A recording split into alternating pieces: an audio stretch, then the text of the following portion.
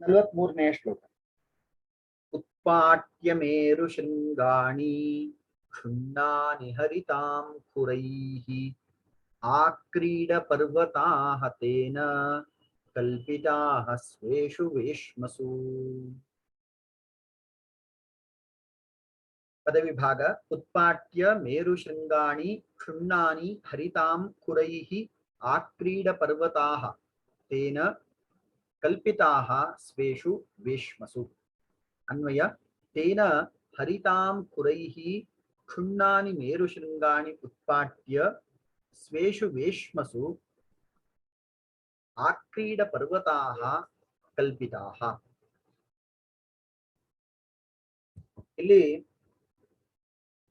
ಮೇರು ಶೃಂಗಗಳನ್ನ, ಮೇರು ಪರ್ವತವು ಜಗದ್ವಿಖ್ಯಾತ, ಅಂತಹ ಮೇರು ಪರ್ವತಗಳ ಶೃಂಗ ಭಾಗವನ್ನ ಇವನು ಕತ್ತರಿಸಿಕೊಂಡು, ಉತ್ಪಾಟ್ಯ ಅದನ್ನ ತುಂಡರಿಸಿಕೊಂಡು, ಆ ಮೇರು ಶೃಂಗದ ಮೇರು ಶಿಖರ ಭಾಗಗಳನ್ನ ಇವನು ಕತ್ತರಿಸಿಕೊಂಡು ತನ್ನ ಮನೆಗಳಲ್ಲಿ ತಂದಿಟ್ಕೊಳ್ತಾ ಇದ್ದ. ಉತ್ಪಾಟ್ಯ ಮೇರು ಶೃಂಗಾಣಿ ಕ್ಷುಣ್ಣಾನಿ ಹರಿತಾಂ ಕುರೈಹಿ.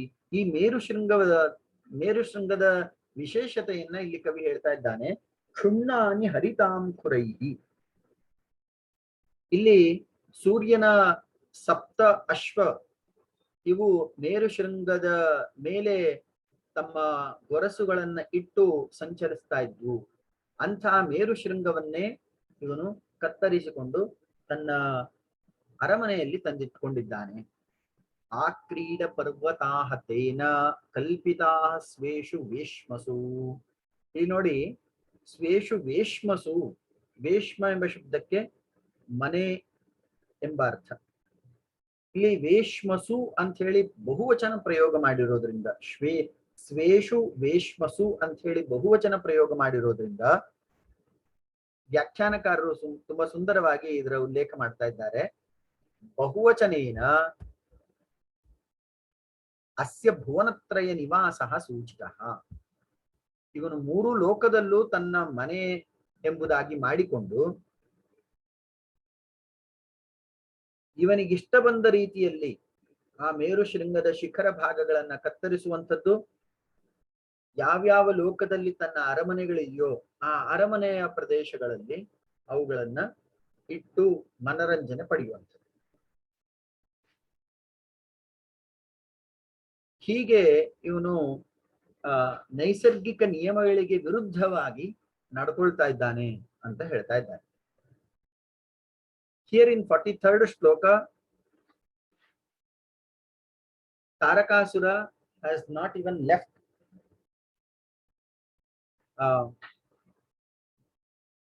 the Meru Parvata.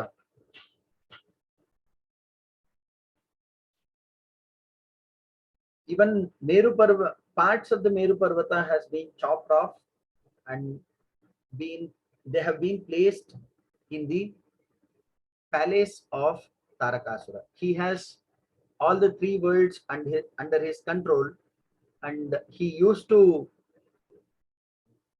bring disharmony, chaos in the entire social and natural order.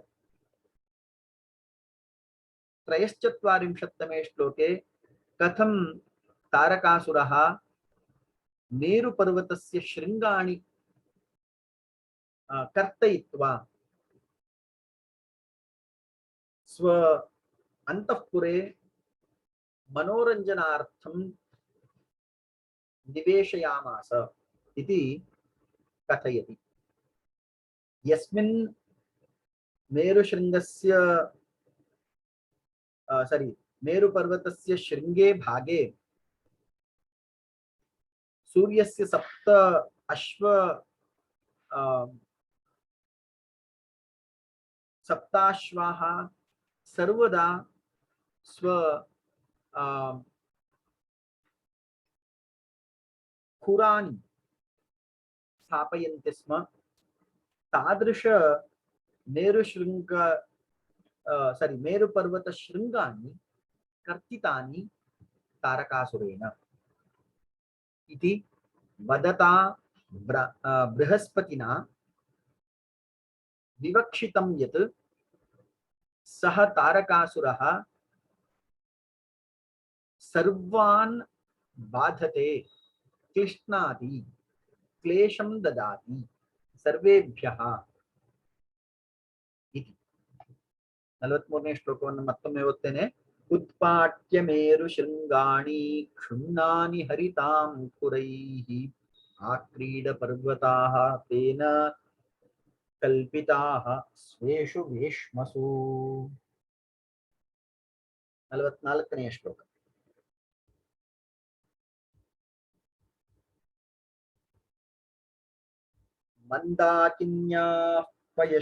मंदाकिन्याः पयशेषं दिग्वारणम् अदाविलम्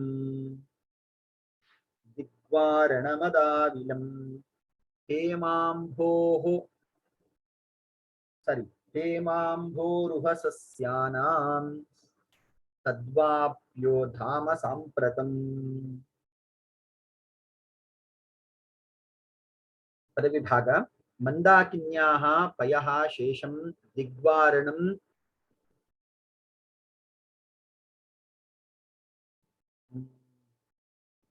ಒಂದೇ ಪದ ಅದು. ದಿಗ್ವಾರಣಮದಾವಿಲಂ ಹೇಮಾಂಭೋರುಹ ಸಸ್ಯಾನಾಂ ತದ್ವಾಪ್ಯಃ ಧಾಮ ಸಾಂಪ್ರತಂ.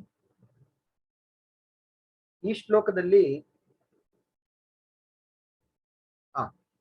ಅನ್ವಯವನ್ನು ಒಮ್ಮೆ ನೋಡೋಣ. ಸಾಂಪ್ರತಂ ಮಂದಾಕಿನ್ಯಾಃ ದಿಗ್ವಾರಣಮದಾವಿಲಂ ಪಯಃ ಶೇಷಂ ಹೇಮಾಂಭೋರುಹ ಸಸ್ಯಾನಾಂ ತದ್ವಾಪ್ಯಃ ಧಾಮ. ಸ್ವರ್ಗಕ್ಕೆ ತನ್ನದೇ ಆದಂತಹ ಕೆಲವೊಂದು ವಿಶಿಷ್ಟ ಗುಣಗಳಿವೆ. ಅದರಲ್ಲಿ ಒಂದು ಅಂತ ಕರೆಸ್ಕೊಳ್ಪಡುವಂಥದ್ದು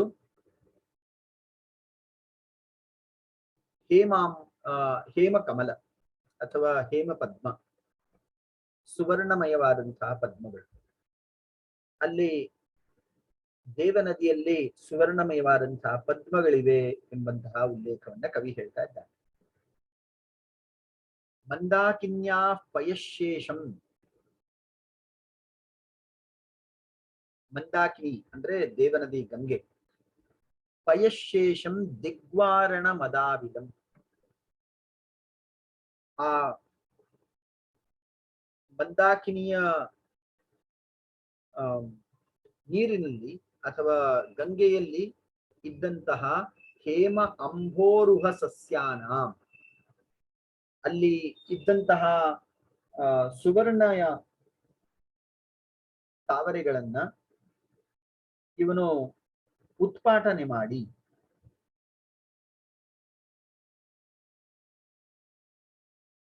ತದ್ವಾಪ್ಯ ಧಾಮ ಸಾಂಪ್ರತಂ, ಅವನು ಆ ಸುವರ್ಣಮಯ ತಾವರೆಗಳನ್ನು ಬಿಡಲಿಲ್ಲ, ಅವುಗಳನ್ನು ಉತ್ಪಾಟ್ಯ ಮಾಡಿ ಅಥವಾ ಕಿತ್ತು ತನ್ನ ಸೌಂದರ್ಯ ವರ್ಧನೆಗೆ ಅರಮನೆಯಲ್ಲಿ ಇಟ್ಕೊಂಡಿದ್ದ. ಹೀಗೆ ಅವನು ತನ್ನ ಉದ್ಯಾನವನವನ್ನ ಸುವರ್ಣಮಯವಾದಂತಹ ಕಮಲಗಳಿಂದ, ತಾವರೆ ಹೂವುಗಳಿಂದ ಅಲಂಕಾರ ಮಾಡಿಕೊಂಡಿದ್ದ. ಹಿಯರ್ ಇನ್ 44th ಶ್ಲೋಕ, Tarakasura used to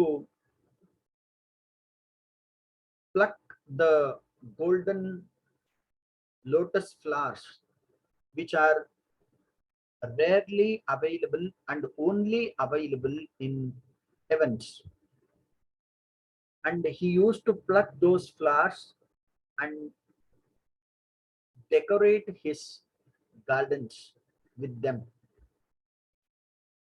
And in simple words, he has not left anything special, anything conspicuous, anything unique in the heavens. He brought everything down to the earth, and particularly his palace, his gardens. चतुश्चत्वारिंशत्तमे श्लोके कथं सुवर्ण पद्मानि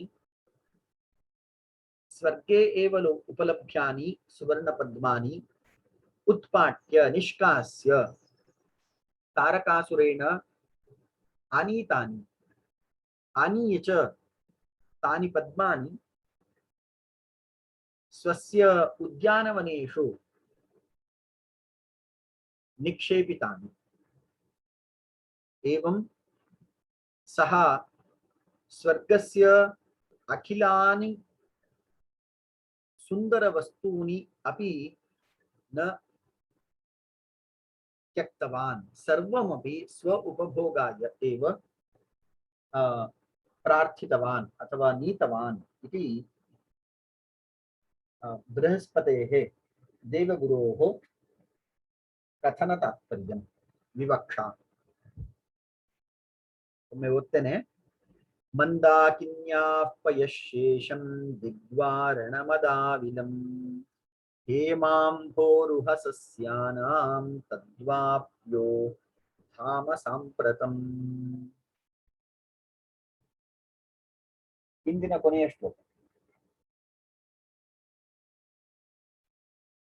ಭುವನಾಲೋಕನ ಪ್ರೀತಃ ಭುವನಾಲೋಕನ ಪ್ರೀತಿಃ स्वर्गिभिः नानुभूयते खिलीभूते विमानानां तदापातन भयात् पथि। परविभाग भुवनालोकन प्रीतिः स्वर्गिभिः न अनुभूयते खिलीभूते विमानानां तत् आपात भयात् पथि। अन्वय ಹೀಗಿದೆ, तत् आपात भयात् विमानानां पथि। ಸರ್ ಕೇಳ್ತಿಲ್ಲ. ಈಗ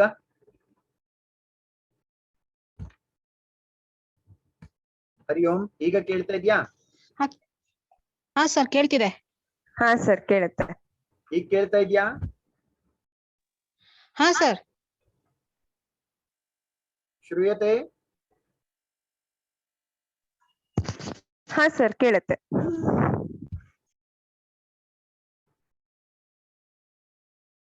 ಭುವನಾಲೋಕ ಅನ್ವಯ ಕ್ರಮ ತದಾಪಾತ ಭಯಾತ್ ವಿಮಾನಾನಾಂ ಪಥಿ ಖಿಲೀಭೂತೆ ಸತಿ ಸ್ವರ್ಗಿಭಿಃ ಭುವನಾಲೋಕನ ಪ್ರೀತಿಃ ನ ಅನುಭೂಯತೆ. ಈ ಶ್ಲೋಕದಲ್ಲಿ ಆಕಾಶಗಾಮಿಗಳಾದಂತಹ ದೇವತೆಗಳು ಲೋಕ ಸಂಚಾರ ಪ್ರಿಯರು. ಅಂಥ ದೇವತೆಗಳ ವಿಮಾನಯಾನವು ಸಂಭವಿಸ್ತಾ ಇಲ್ಲ, ಅವರು ಸಂಚಾರ ಮಾಡಲಿಕ್ಕೆ ಬಾಧೆ ಉಂಟಾಗ್ತಾ ಇದೆ. ಅವರ ಸಂಚಾರ ಸಂದರ್ಭದಲ್ಲಿ ಅವರಿಗೆ ತೊಡಕನ್ನು ಉಂಟು ಮಾಡ್ತಾ ಇದ್ದಾನೆ ಮಹಾಸುರನಾದಂತಹ ತಾರಕ. ಭುವನಾಲೋಕನ ಪ್ರೀತಿ ಸ್ವರ್ಗಿಭಿ ನಾನುಭೂಯತೆ. ಸ್ವರ್ಗವಾಸಿಗಳು ಭೂಲೋಕವನ್ನ ನೋಡ್ಬೇಕು ಎಂಬಂತಹ ಇಚ್ಛೆ ಉಳ್ಳಂಥವರು. ಅಂಥವರಿಗೆ ಸಂಚಾರ ಕಾಲದಲ್ಲಿ ಖಿಲೀಭೂತೆ ವಿಮಾನಾನಾಂ,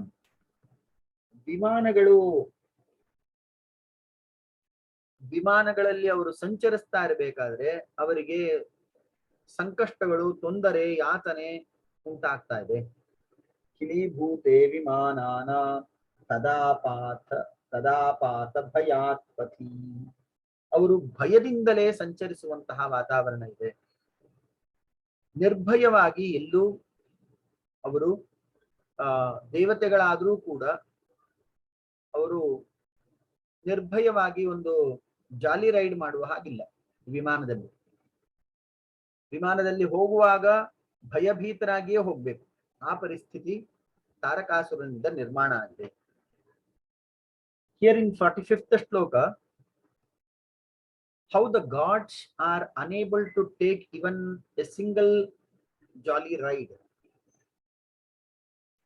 by air or by aeroplane. They are always scared to take the journey by air or through aeroplane because of Tarakasura.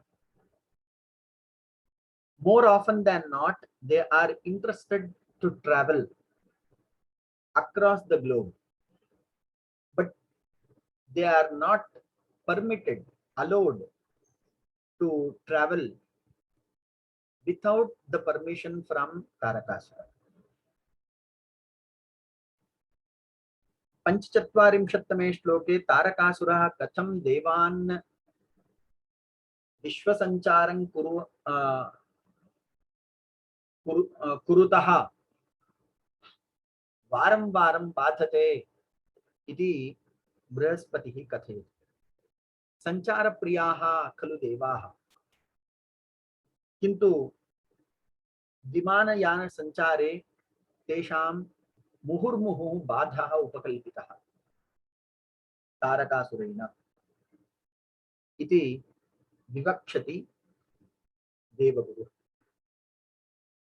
श्लोकवन्नೊಮ್ಮೆ ಓದ್ತೇನೆ.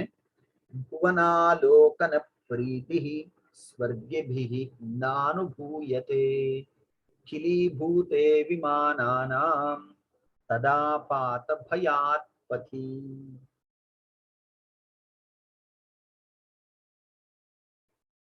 ಇಲ್ಲಿಗೆ ಇವತ್ತಿನ ವಕ್ತವ್ಯ ಮುಗಿದಿದೆ.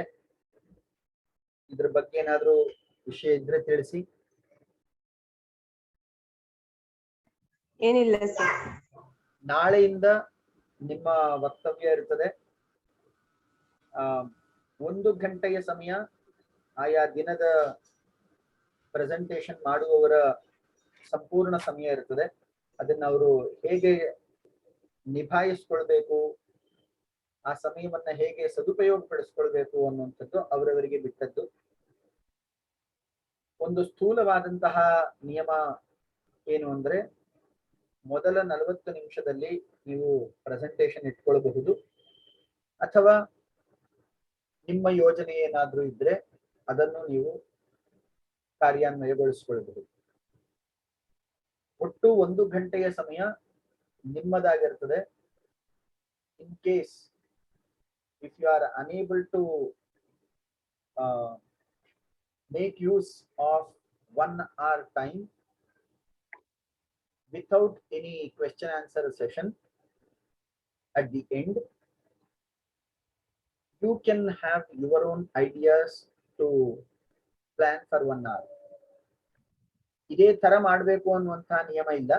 ನಿಮ್ಮದೇ ಆದ ಶೈಲಿಯಲ್ಲಿ ನೀವು ವಿಚಾರವನ್ನ ಪ್ರತಿಪಾದನೆ ಮಾಡಬಹುದು. So all the doors are open, all the options are open. You can make presentations in your own way, but 1 hour time should be productive and you are the key speaker. The floor is yours. Here the platform is given to you. Make use of 1 hour to present yourself in the best possible way. ಸಂಪೂರ್ಣ ಸಿದ್ಧವಾಗಿ ನೀವು ಪ್ರಶ್ನೆಗಳು ಬರದೇ ಇದ್ದ ಪಕ್ಷದಲ್ಲಿ ಹೇಗೆ ಆ ಸಮಯವನ್ನ ಯೋಜನೆ ಮಾಡಿಕೊಳ್ಬೇಕು, ಇದಕ್ಕೂ ಚಿಂತನೆ ಮಾಡಿ 1 ಗಂಟೆಯ ಸಂಪೂರ್ಣ ಸಮಯವನ್ನ ನೀವು ಅಲ್ಲಿ ಉಪಯೋಗಿಸ್ಕೊಳ್ಬೇಕು. ಮತ್ತು ಉಳಿದವರ ಭಾಗವಹಿಸುವಿಕೆಯನ್ನು ಈ ಸಂದರ್ಭದಲ್ಲಿ ನಾನು ಅಪೇಕ್ಷೆ ಪಡ್ತೇನೆ. So from tomorrow I'll have 1 week holiday. I need not to have any presentation. I am just an observer. ನಾಳೆಯಿಂದ ನಿಮ್ಮ ಪ್ರೆಸೆಂಟೇಶನ್ ಕೇಳಲಿಕ್ಕೆ ಉತ್ಸುಕನಾಗಿದ್ದೇನೆ. Let me see how each and everyone is participating. Presentation ಮಾಡುವವರು ಮಾತ್ರ ಕರ್ತವ್ಯ ಅಲ್ಲ, ಮತ್ತೊಮ್ಮೆ ಹೇಳ್ತೇನೆ, ಎಲ್ಲರೂ ಈ ಚರ್ಚೆಯಲ್ಲಿ ಭಾಗವಹಿಸಬೇಕು. ಆದ್ದರಿಂದ ಇದು ಒಂದು ಚರ್ಚಾ ಸಮಯ ಅಂತಾನೆ, ಚರ್ಚಾಕೂಟ ಅಂತಾನೆ ಕರಿಬಹುದು.